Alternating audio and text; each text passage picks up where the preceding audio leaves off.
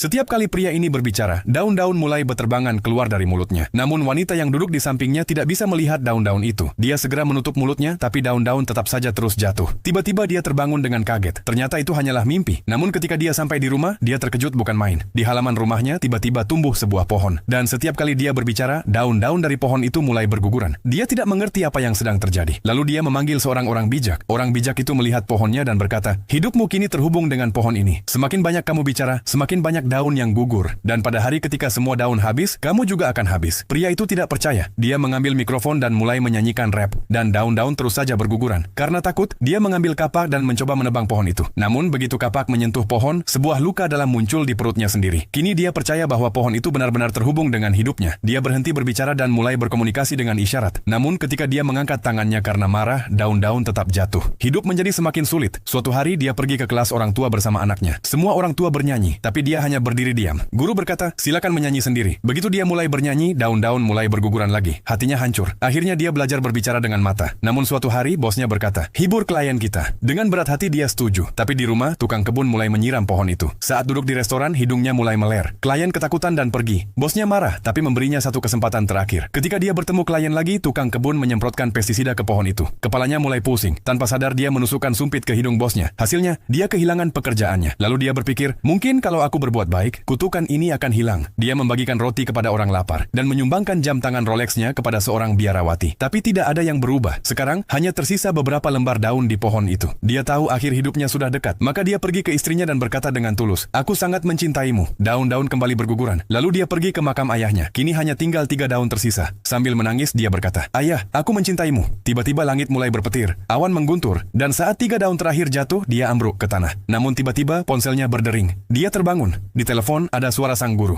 Dia berkata, "Pohonmu kini telah kembali dipenuhi daun-daun." Kenapa? Bagaimana bisa? Mungkin karena 1000 kata tidak berarti dibandingkan satu kata yang paling tulus itu, cinta.